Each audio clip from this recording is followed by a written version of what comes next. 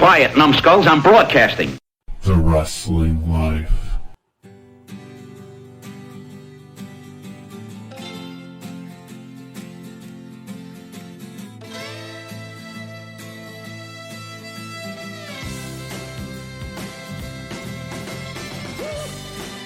Hey everybody, it's The Wrestling Life. It is episode 268. It is June 4, 2021.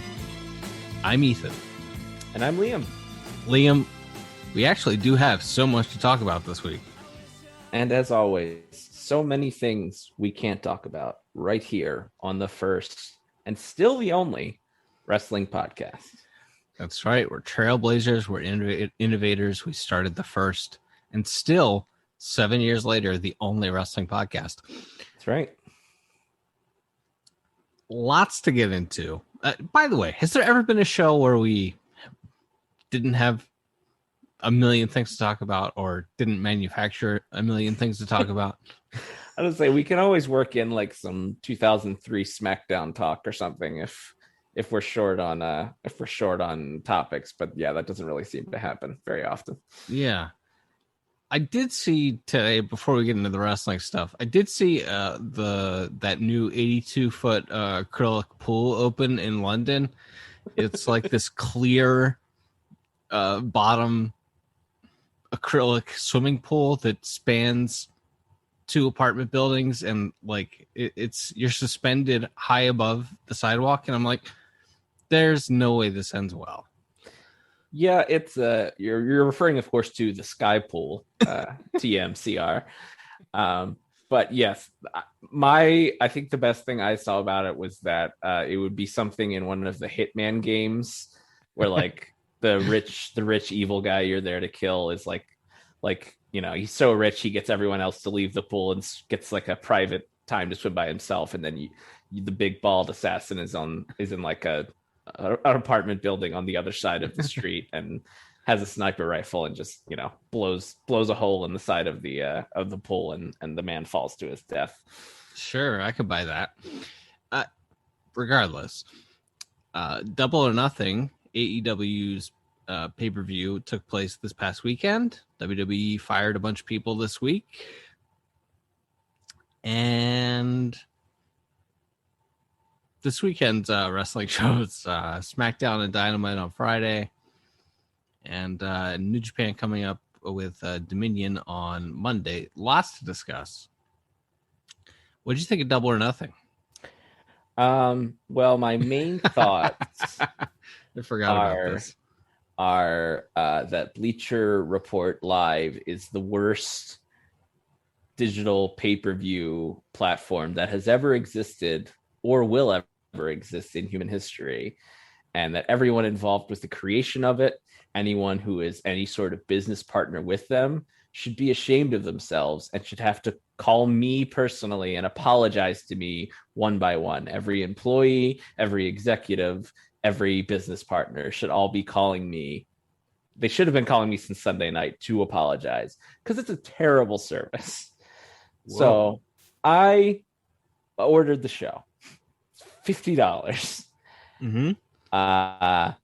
Was logged in. Everything's good. Buy the show.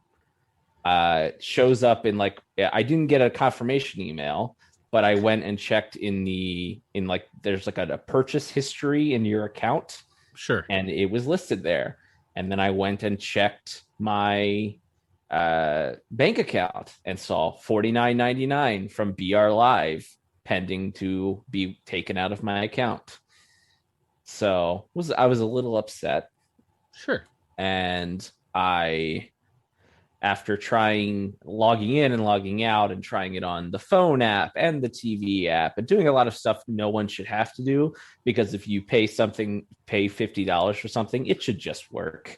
Yeah. So I was already doing more than I thought I had to. Then I tried to connect to like a chat, a customer service chat, and that gave me a spinning wheel for about 20 minutes. And no one ever came into the chat room with me. So I got out of that, called their 1-800 number, was on hold for about 35 minutes when I gave up, I think. Never got anybody. Had how I did eventually get access to the pay-per-view via demanding to speak to the manager on Twitter. I went full Karen, and I demanded to speak to Bleacher Report's manager, and I sent a tweet explaining the situation, got no response. Sent a second less nice tweet and got a response suddenly, where they asked for me to DM them, and I said I already DM'd you, but I'll DM you again. And I sent them the picture of my purchase history on their website. Said, hey, it's in my purchase history. It's also already coming out of my bank. And they said, can you screen grab to show that it's coming out of your bank? I said, okay. So I did that. Obviously not, cropping it so there's no actual personal information in it. But still, even that, I was pretty irritated. Because again, if it's showing in my purchase history, if you were about to tell me, if I don't show my bank information to you, right, that I'm shit out of luck, I was going to be very upset. So I did it, and then they said, okay, we'll put you through to get access now. I'm like, okay. And 2 minutes later, it worked. So it's a bad service. It doesn't work properly. Every time I've tried to order on the thing, which admittedly is twice, but that's 2 times too many. I've had issues. The last time it was just a chore and a half to get it to stop buffering when I was trying to put the payment through. And this time I did put the payment through and got charged, and then I wasn't able to watch the show. I wasn't able to turn in until a little after 9:00, right near the end of the Battle Royal. So I was not in a mood to enjoy that show when I watched the second half of it live. But I think there was some good wrestling on it, and then it went till almost midnight.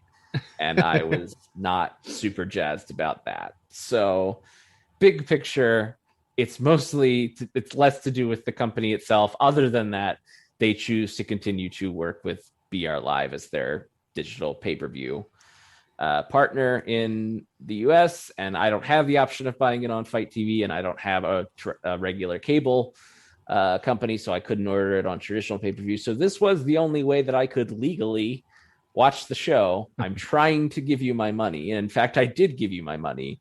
Right. And it took me over an hour, over almost 2 hours, because I ordered it at 7:30. So it's not like I was ordering it right at 7:59 or whatever. So sure, I ordered it before the show and then didn't get it resolved till, some over 90 minutes later. So I was in something of a mood during the show that may have soured me more on it than it otherwise would have. Well, we are no longer in the third inning. We are now in the ninth. Let me. I think the show should have ended after the Sting match. Yeah. They went for another hour and a half after that. It's like, even on paper, this thing had it was only 9 matches or something. 8 or 9 matches for, I don't know why we can't get that done in 3 hours. I really don't. And their explanation is, well, we only do quarterly pay-per-views. So we want to give people their money's worth and make this feel like a big deal. It's all right. Okay, but your shows do not exist in a vacuum. There is a broad world of wrestling content out there, and you're producing 6 hours a week on a normal week. WWE is producing much more than that on a normal week. New Japan often produces much more than that every week. You don't exist in a vacuum, and I don't know. Maybe this is just, I remember somebody tweeting one time, it's like, people who work in wrestling love to complain about how much they have to watch wrestling. It's like, I never want to do that, just because I'm fully cognizant of how lucky I am to have to watch wrestling for a living. But for people that don't have to do it for a living, I mean, you know, it was a holiday here in the US on Monday. Maybe people didn't mind staying up till midnight on a Sunday to watch, but I was working till 4:30 Monday morning on news coming off the pay-per-view and watching press conferences, and it's just like, this is too much. Yeah.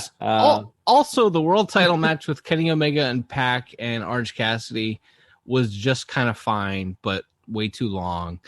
And I don't even remember the Inner Circle Pinnacle match was just hot garbage. Yeah, no. So I did go back and watch the first couple of matches. The next day, I enjoyed the Hangman Brian Cage match. Yep, I liked the Bucks and Moxley and Kingston match. I thought they gelled surprisingly well, considering what, as we talked about last week, they are not the same types of wrestlers. So yeah, but I thought they did a good job. I thought the Bucks did a good job of being the heels in that match. I think you mentioned this. They've sort of adjusted their style a little bit to and they're good at working to their opponent's strengths. I thought they did that there. They're chicken S heels. Mm-hmm. Yeah, it is simple stuff and it works. Yeah. I appreciated Cody Rhodes' attempts to end racism by defeating the boxer with a figure four. But I didn't really enjoy that match. That's just all about getting scenes for his reality show, right? I mean, because yes, none of that clicked with the audience. None of it clicked with the whole build for that. Nothing worked besides seeing Teal Margaret on TV, and that's the only thing that worked the whole feud. Yeah, I mean, I enjoyed Anthony Ogogo denouncing the U.S. healthcare system and referring to Cody Rhodes as, and I quote, "piss boy," repeatedly. That was pretty funny. But other than that, no, I don't think it was a particularly strong outing from a wrestling site. But yeah, I thought everything up to and including the bizarre ring introduction that the very problematic Justin Roberts gave Cody. Yeah, that's all stuff to be cut up and put on a reality show episode that will air in 6 months. Right. That they're hoping will appeal to, suburban moms or whoever watches those types of reality shows. That's pretty much it. Yeah. Nothing else from that entire thing worked. Yeah, but and then I thought the 3-way for the world title was fine. It was a very Judgment Day type main event, a beat.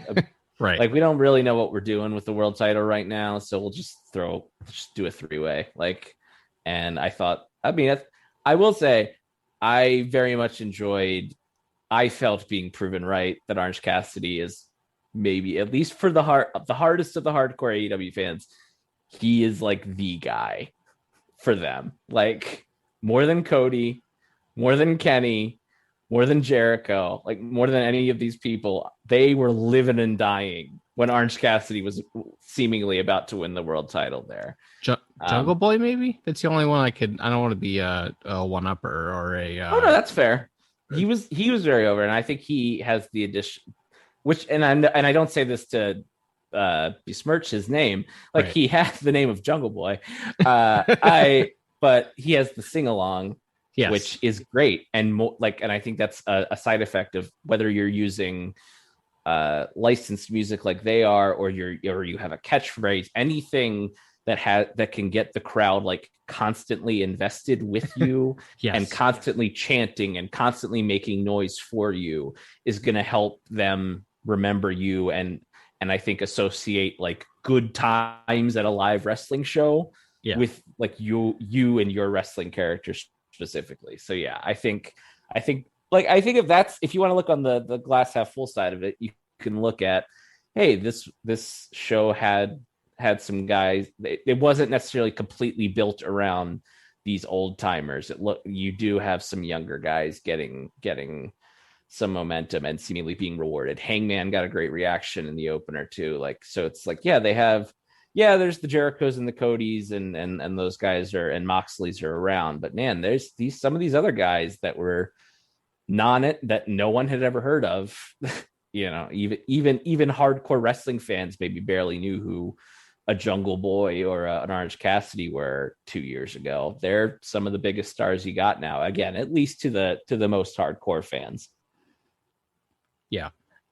With Jungle Boy though, who won the Battle Royal, it kind of becomes though, is he over or is his song over? Like when Daniel Bryan was over, it's like, is Daniel Bryan over or is people chanting yes over, or is it some combination of both? And I'm still not entirely sure.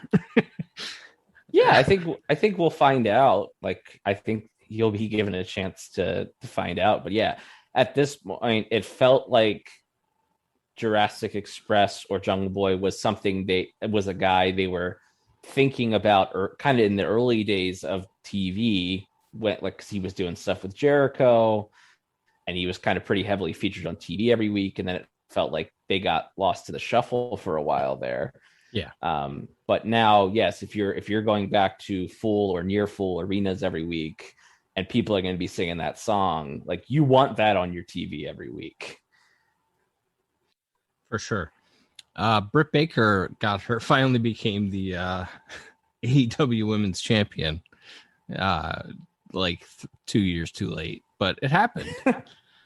Yes, it was not a great. There's like a middle part. I liked the beginning of this match and I liked the end of this match. There's like a middle part where it completely broke down and Sheeta was trying to do stuff and Britt didn't seem to know what was happening, or vice versa. Yeah. Like, there's a part where it appeared Britt was going for a spinning net breaker and it ended with Sheeta giving Britt a suplex. Like, so it looked like they kind of lost it in the middle, but I thought by the end and they were back into the near falls and everything. And I think you can argue they did too much with, Britt kicking out of the crutch shot and Sheeta kicking out of the belt shot and all this crazy stuff. But, in the end, it was good and memorable. And again, as we've talked about 1,000 times, I was happy that they didn't just boo Sheeta. Like, I was happy that the crowd was kind of into both of them. Because I think she deserved her flowers, which she literally and figuratively got on the Dynamite 2 nights before. So, and they did a new belt. Yeah, it looks a lot less like a toy now, which is nice. It's a shame it took them, until Britt was going to win the title before they gave the ladies a real belt. But yeah, that's kind of nice. It's still a little small, but it is certainly much better than that trinket that they were fighting over before. Well, it's like the other one. Like, I think the idea was like, well, Riho's going to be the champion, so we'll give her a we'll give her a belt for a mouse. We'll give her Stuart Little's championship belt, but anyone else, including Nyla Rose, and then Sheeta had it for a year. It's like, yeah, that belt's not very good. Like, it doesn't look very good, and it's tiny, and it's whatever. This one is better. It's not great, but it's better. Yeah. Serena Deeb might be the best worker in the entire company, by the way. She had a great pre-show match with the aforementioned Rio. Yeah, I didn't get to see this match because I was on hold with customer service that never actually got to me. But yeah, is that on YouTube? Maybe I'll try to watch that. It should be. Like, that was on the free portion of the show. That was on the buy-in. So all right, so maybe I'll try to track that down, because I did see a lot of people just raving about that match, and a lot of people seem to be in agreement that she might be one of the best people in the whole company. And it's pretty wild that she has been around for so long and is like 34. Like, yeah. We're going to talk about that in a second when we get into unfortunately, when we get to the WWE releases, but they're like a woman that talented and who seemingly is, you would think would, has been around and has been on television since I was 16 is she's like in her mid 30s. That's wild to me. Yeah. We briefly we haven't talked about what's his name? Miro and Lance Archer. They had a Haas fight. It was short. I liked that in the middle of the match, Miro kills Jake Roberts' snake, and then at the end, Jim Ross was like, "That was good. That was a good contest. I'd like to see that again." Like, it's like Jim would like to see the murder of a reptile again. Wildlife. And yeah, then, like maybe you didn't need to do that because like right before the match, they air something that I guess they showed on YouTube of Miro attacking Jake during a fan fest or something. Sure, So why not? Like, sure. And then like in the middle of the match, they had Jake come out and bring this, obviously not a real snake, but brings out a bag that we're supposed to believe has a snake in it, and Miro punts it like Snitsky punted the baby. Yeah. And then we just kind of kept doing wrestling for a little bit more, and then Miro won. Sure. And then we touched briefly on Sting. Sting, I tell you what, he's definitely the best 62-year-old worker I've ever seen. Edging out Negro Casas, who was I think I saw him wrestle on his 60th birthday, and that guy is friggin' incredible. But Sting, older, and he doesn't like move great, but he moves great for a 62-year-old. And the match didn't outstay its welcome. And Sting didn't wrestle on a t-shirt, so he's taking this seriously. And yeah, that was about as perfect a thing. They generally use their legends well. Yeah, I think that was it's something sort of paradoxical when you compare it to how that like really long, weird, masturbatory main event, or some of the other TV segments that we've sort of talked about and lampooned over the months and years that Dynamite has been around. But at the same time, they can produce something like that Sting match, which was great. And I generally like the way they do their tag matches, in that I feel like the normal way is it's like 5 minutes of babyface run wild, and then like 10 minutes of heat, and then 5 minutes come back, then you go home. And they more do it. It's like 5 minutes. It's like it's broken down into more sections. There's like extra hot tags that I think maybe not every match needs that, but I think it does keep the crowd more invested, because it wasn't just 12 minutes of them doing moves to Darby in a row. Like they broke it up and right. And but they still built it up enough that you really wanted to see Sting make that tag and go wild. And then he does right. He didn't do a ton, but he did a Stinger splash and a Scorpion Death Drop and the Scorpion Death Lock, and they all looked good. And that's really all you could ask for. And he did a diving crossbody off the set. Yeah. Took a suplex on the stage, and then he attempted a code red. He sure did. But yeah, and I think that's great. And I saw someone, might have been Joe Gagne, I can't remember. Someone after that match said, I think the move is the Young Bucks versus Darby and Sting at the Chicago show. And I said, yeah, I think that's it. I think that's what I'd do too. No complaints. Yeah, and you're not gonna get an argument from me. That makes sense. I mean, let's bring in the Rock and Roll Express and make it a 3-way. Hell yeah. I mean, I really thought they were going to do that match on TV with them and Santana and Ortiz when they did that angle at the one show. But oh yeah, for sure. Yeah, and like why not? Like, sure, those guys they'll work together. They'll make them look good. Like yeah. All right, yeah, and like time's running out, so yeah, let's get the Rock and Rolls in there too. I don't know what I'm talking about. So Jungle Boy and Kenny Omega is going to happen on TV in a couple weeks. I think they're on Friday nights. The rest, I don't know about the 11th. I think they're on Friday night, the 18th. And then I think they're on like Saturday, the 26th or something. They're all preempted most of this month because of NBA playoffs and stuff. But the Jungle Boy will be getting a title shot on TV. So there you go.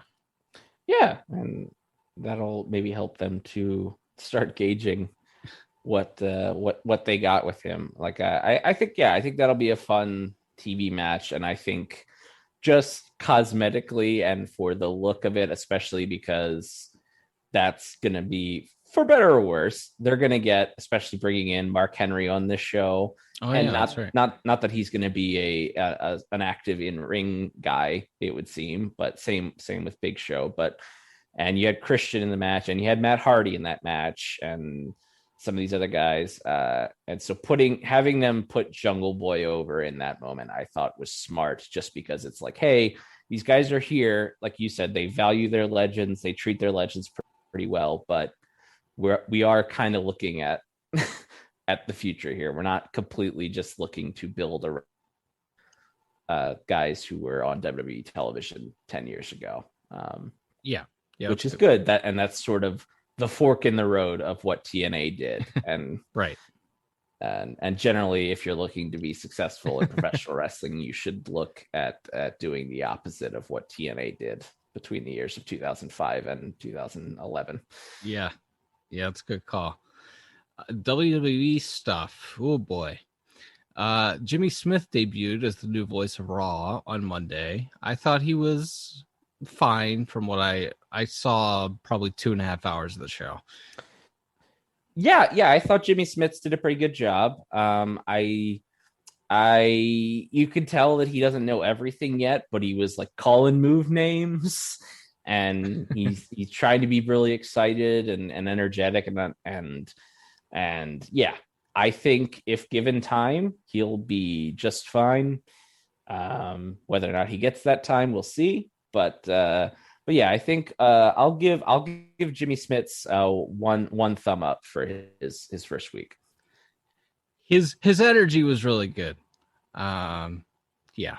And he seems to be a good like yes and man. Like he's trying to match the emotion, the excitement of what he's seeing on his monitor. Yeah, and he's very much boy, those guys are Adnan did it too. He's really relying on Graves. It's like it pains me to praise Corey Graves in any way, shape, or form. But that guy's been in a tough spot basically since WrestleMania, and he's been doing a lot of work. Mm-hmm, for sure. Drew McIntyre beat Kofi Kingston in a main event that did much better than whatever the original ratings report was, because nobody can get ratings anymore except for the people who got them today. I think the post wrestling people got them today Thursday from someone in WWE internally, and it turns out like actually Raw, like the audience wasn't very big, but it grew throughout the show, and people were into Drew McIntyre and Kofi Kingston for the number one contendership. So we get another Drew McIntyre Bobby Lashley match at Hell in a Cell. Maybe the funnier part of it for me is, and I mean, when Kofi was the champion, he wasn't often put in the position to be in the main event spot. Yeah, he was the mid-card world champion. Yes. But when they would put him on, I remember they did him and Bryan on Raw, and I think they did him and Owens on a SmackDown in like back-to-back weeks, and like the numbers for both of those shows were good. So like I think, I don't know, I don't want to give Kingston all the credit, because Drew, I know Drew did some title matches on TV last year that drew pretty well when he was in there with Orton, and Orton was not drawing particularly well during that time. So I give Drew some of that credit too. But yeah, I think you put up an interesting match. Now the problem may be that you then reinforced that, we aren't doing something new. We're doing Drew again. But yes, right. At least in the short term, you built up a match. Kofi pinned the world champion. Drew is Drew. So it's like, okay, it's a protected guy versus a guy that pinned a guy that doesn't ever get pinned. So there was interest there, and the winner gets the world title match. All right. Makes sense to me. Like that. I totally get why. And it makes sense to me that people would be into that. And it was I thought a pretty solid match. Like it's probably nothing I'm going to remember in 6 months, but like a very good television main event. Yeah. Drew always works hard in that spot. And Kofi was really good in there too. Let's see. Okay, so WWE cut a bunch more people this week, 6 more people that we know of. They cut Braun Strowman, Aleister Black, Ruby Riott, Santana Garrett, Lana, and Murphy. Any surprises on that list for you? And we talk about there's a common theme among several of these people, and it's Braun Strowman and Lana, at least for sure, signed contracts in that period where they didn't want anyone going to AEW, and were giving like Mike and Maria Kanellis and Lana $500,000 guarantees. Yeah. And Braun Strowman's apparently was $1.2 million. So they signed during that period. But anyway, of all those six, any surprises to you? And what does this mean?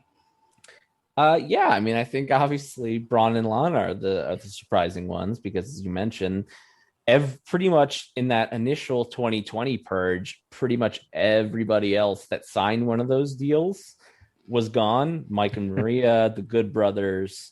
Yeah, a lot of the people who had just re-signed 6 months prior. When that darn Paul Heyman put a gun to the Good Brothers' head and forced them to sign for 5 more years, and then lied to them, and then told Vince McMahon to fire them, even though Vince really liked them. That son of a bitch.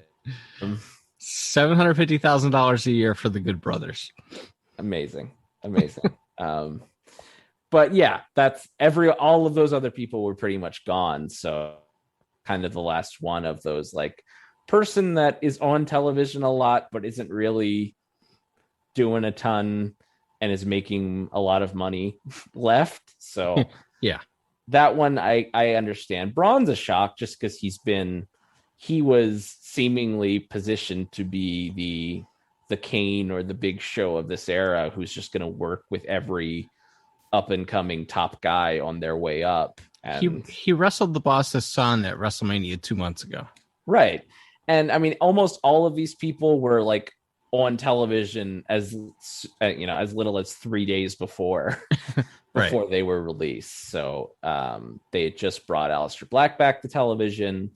Ruby Riott and were in a match on SmackDown that week. Lana was on Raw Monday.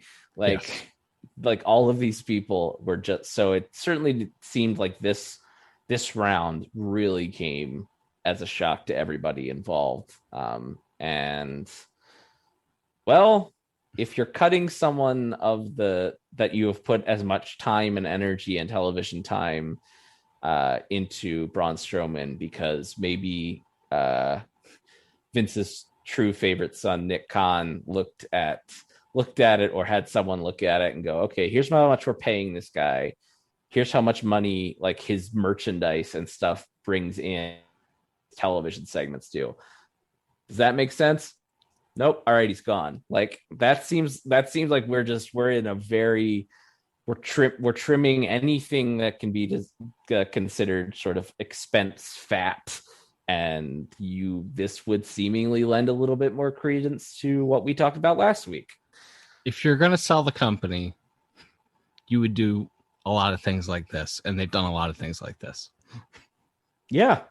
So, I mean, it's just such a weird thing. I know it was announced either late last week or earlier this week that Nick Khan like brought on a bunch of other executives, his inner circle, I guess, who are going to be one of the guys from DAZN who was fired from Fox Sports for sexual harassment, and Jimmy Horowitz. Yes. And a couple other guys as well. So it's like he's moving his people in, and they are clearly almost no one, I would say, is safe from the chopping block. I was like the funniest one. I hope they release Shane. That would be the best thing that it would ever be, because it would be amazing. I don't think it's going to happen, but anyone that has, no matter what position they're in on TV, no matter how big of a star, quote unquote, they are, they might just look at it and go, not really worth it. Doesn't bring in more money than we're paying him, so he's gone. The timing is interesting too, right before they're about to go back on the road in about 6 weeks here. I think taping on the road might actually be more cost effective for them than the Thunderdome. I think. I mean, I guess we'll find out, but I do know expenses went up with the Thunderdome, which is bizarre to me, but okay. Yeah, but kind of one by one on the people that were released. Santana Garrett, friend of our buddy, the Icon Stinky. She was apparently called up and then just never used. To me, she would have fit very well in that Kelly, Eve Torres era of people who where you didn't have to be necessarily a great worker. I don't think it was going to work out for her. Although not that mattered. Not that like work rate is a big requirement for being pushed on the main roster. No. Yeah, I mean she's a weird one because they could have had her for so long. Yeah. And they didn't want her. Yeah. And then she finally got when AEW became a thing. Yeah. And then they didn't really she was on NXT once in a while to do a job or to be in a battle royal or something. Yeah. And yeah, she was part of this trio with Chelsea Green and Vanessa Bourne, who are both also not with who were apparently called up to the main roster and signed new like main roster contracts last year after WrestleMania. And then obviously Chelsea Green made it on the TV and immediately got injured. But the other two just never showed up. Yeah. So it's a very bizarre thing that they and again, it's not exactly surprising. I think if you listen to what Rhea Ripley said about her call up, where she did nothing for 8 weeks, and then they're like, "Oh, by the way, you're challenging Asuka for WrestleMania tonight." Right. Or if you watch that Liv Morgan documentary from last year, where it's just like, I can't believe they released that. I still can't because it's just such an honest look at how nobody knows what the hell is going on there. And people like they'll do something 1 week and then just kind of give up on it, and then we film the talent reacting to being given up on after 2 weeks. Like I can't there's that one, there's the Ricochet one. Like I can't believe that they put these on the network because it does not make their like creative process look good or functional. Yeah. Murphy and Aleister Black, kind of Paul Heyman guys. Not surprising that they haven't used Murphy really since maybe 2 TV segments since he kind of started dating Aaliyah Mysterio on TV. Mm-hmm. They kind of teased him getting back together with Seth when Seth came back, and then I think he did a job, and it's been about it. Aleister Black, kind of interesting in that apparently they're talking with Zelina Vega about coming back. At least they were a few weeks ago, and they're married. And I don't know, if I was trying to sign somebody, I wouldn't probably fire their spouse. So I don't know if that's an indication of how talks are going with Zelina Vega or not. But Aleister Black and Murphy gone. Kind of surprising, only because Aleister Black was just brought back on TV 2 weeks ago with a push. Yeah, that seems to be what comes at the heart of this. It's almost any one of these people, I would say, with the exception of Braun, you could see it happening because none of them were really people that were doing much on television. And even with like, I'm surprised Aleister was cut now because just brought back. Right. But I think we all know, like, he was probably going to wrestle Big E on one show and lose, and then he would be wrestling on Main Event or whatever, and then I would be like, oh, maybe in 6 months they'll release him, right? Because they gave up on it again. But yeah, the fact that he was just brought back to television and they spent time filming vignettes and hyping it up as a big deal. That's a little bit surprising. Sure. just terrible that we never got an Aleister Black Fiend feud. Ugh, what a shame. Braun and Lana we talked about as surprises, but also maybe not surprises because they re-signed. Is there a chance here that Braun comes back on like a reduced rate? We're gonna find out how much everyone loves the Biz. We're gonna find out if he truly loves the business or if it was only in it for the money. How dare he? But yeah, I don't see him going anywhere else. So I mean, I think he'll be back in some form. But I don't know that. Yeah, I don't know if he'll ever be back full time, and I don't really see him wrestling in Impact or Japan. Yeah, I mean, if I had more than $2 million in the bank, it's like, would I want to grind on like independents or in smaller promotions? No, I don't think I would. Yeah, no, I mean, and you can, if you need to bolster your income, you can do Comic Cons and appearances and whatever you want. Or you can just sit home and be rich. Yeah, I mean, he had that part in the Holmes and Watson movie, which is atrocious. But atrocious, or the movie was atrocious? The movie was atrocious. He was fine in it. The only good gag in Holmes and Watson is John C. Reilly trying to shoot bees with a gun. That does sound pretty funny. And they put that in the trailer, so really you could just watch the trailer. Yeah. Lana AEW, yes or no? I genuinely don't know, because yes, obviously her husband's there. Right. They were a good act together. Right. 8 years ago. Can she just be an influencer or something? Yeah, like I think that would be fine. And like if you want to have her sit ringside at an AEW show or something. Yeah. Or appear occasionally on the show. I don't hate that. I guess again, what does she want to do with her life if she's not wrestling for WWE? Does she want to be a wrestler? Or because she definitely, and again, now that she doesn't have a WWE contract, she can make a lot of money selling herbal teas that make you shit or whatever. What are you talking about? That's what all of those diet teas that fitness models sell. It's like they just make you poop a lot. That's kind of what they're designed to do.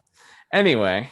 All right. Is that what a detox tea is? Yeah, that's basically what that is. Okay. Well, you learn something new every day. Yeah. What do you know about that? I mean, you'll lose weight. There's no denying that.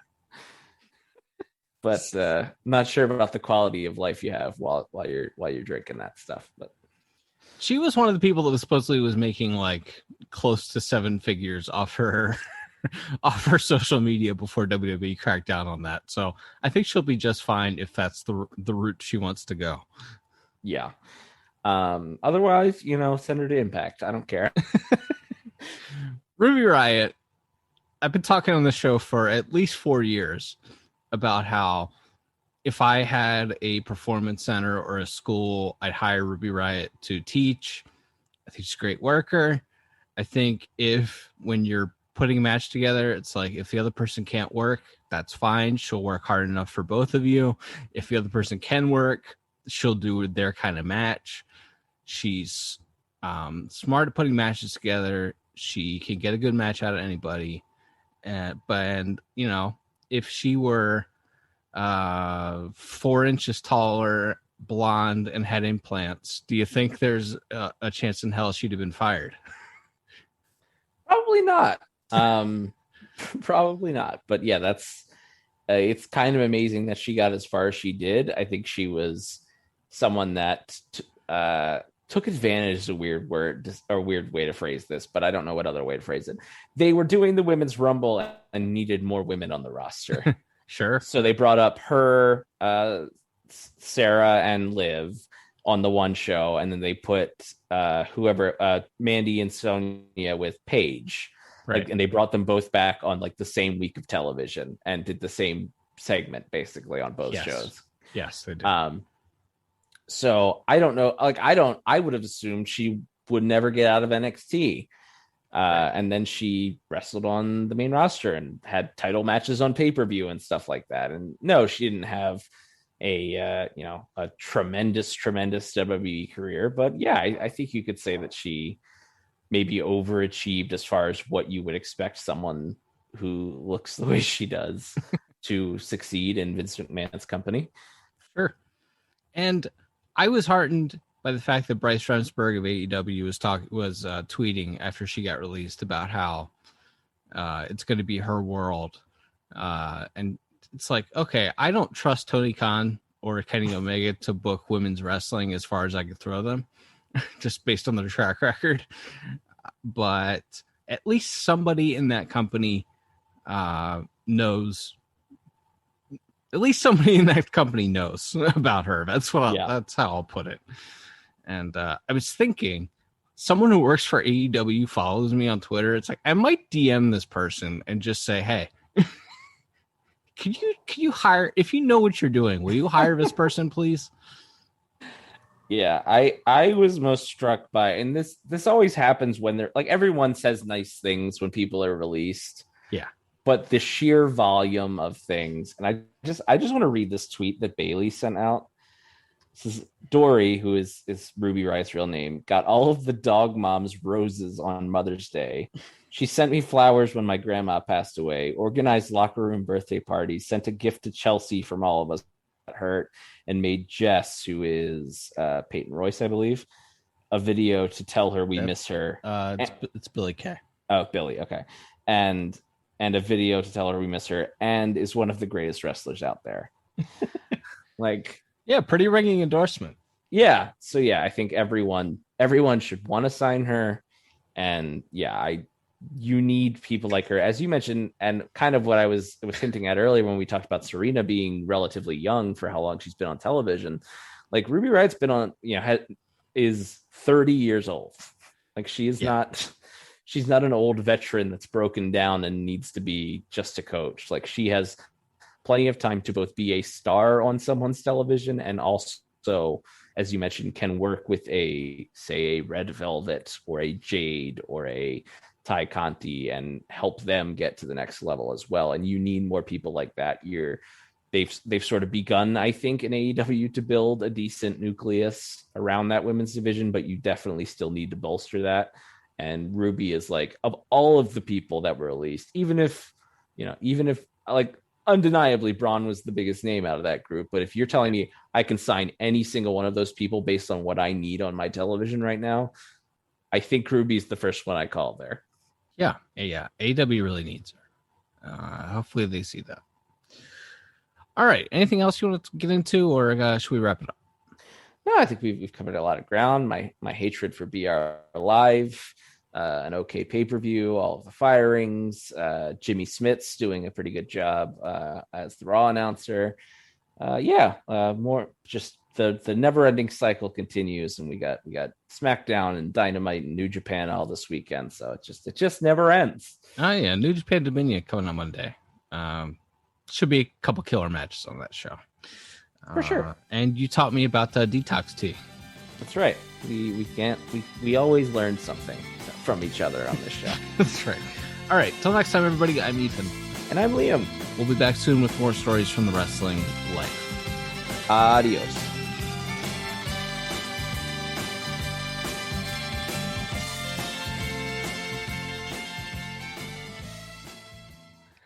Thanks for listening. Don't forget to leave us a 5-star review on Apple Podcasts. Now, here are this week's bonus features.